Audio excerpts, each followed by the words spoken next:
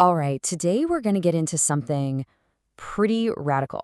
It's a theory of identity that really boils down to one huge question. Have any of us, I mean, any of us, ever truly met our authentic selves? Okay, so let's just jump right in with that. Think about it for a second. Have you ever felt completely 100% free to just be you? With zero external pressure from your job, your family, or just society in general, dictating your choices? Well, according to this new idea, it's called the AJ theory of the unburdened self. The answer for basically everyone who's ever lived is a hard no. Yeah, it's making this incredibly bold claim that all of human history is just the story of people living constrained lives. And that means the real you, well, that person might still be totally hypothetical, just waiting in the wings. So if that's true, what's holding us back? What are these constraints? Well, the theory doesn't point to some big single villain. Instead, it talks about three really powerful systemic burdens that have been quietly, almost invisibly, shaping every single human life. Okay, so here they are. First up, you've got financial survival. I mean, the constant pressure to earn a living, right? To secure resources, just to get by. Then there's the weight of social norms, that deep-seated need we all have to fit in to get approval and, not rock the boat. And last, there's the bureaucratic load. Think about all the rules, the paperwork, the institutional demands we deal with. The theory says that these three things together, they create this intricate web of demands that forces us to constantly be adapting. So, to really get a handle on how these constraints shape us, the theory does something really cool. It deconstructs our identity into 5 different layers. This helps us kind of peel back the onion and see what part of us is innate and what part is just a reaction to all that pressure. Okay, so right at the very center, the heart of it all, is what the theory calls the core self. You can think of this as, well, your raw material. It's your innate passions, your natural talents, the values you hold without anyone telling you to. This is the person you would be in a world with zero demands, if you didn't have to worry about rent or what your friends think. It's just pure, unshaped potential. But of course, we don't live in that world, right? To survive in the real world, we all develop an adaptive self. And this is a great way to think about it. It's like a social mask, or maybe even a suit of armor. It's the collection of all the different personas we put on. The work you, the family you, the friends you. All these roles we play just to navigate society and, frankly, just to get by.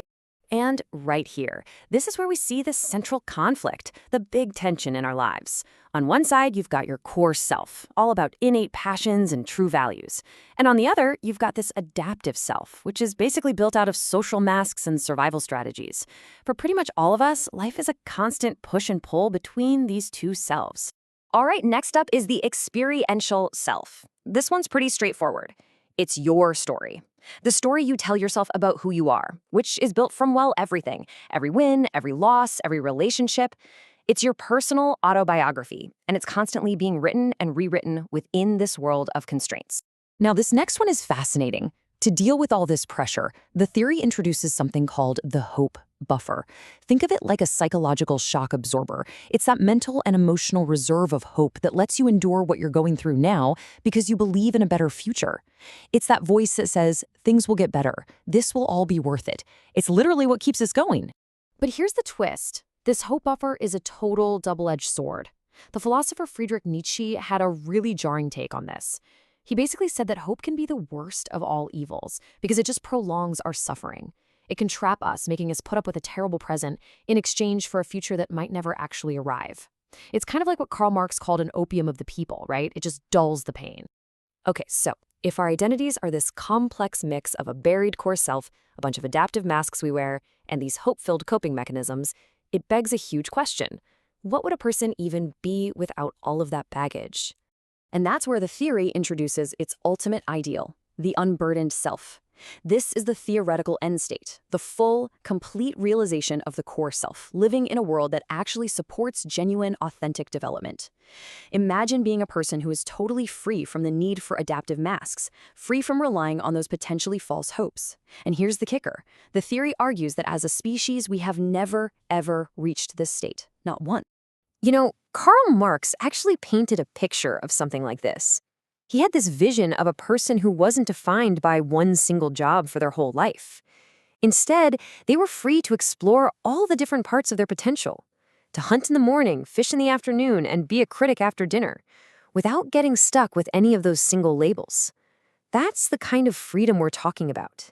And can you imagine an entire society made up of unburdened selves? It would be completely transformative.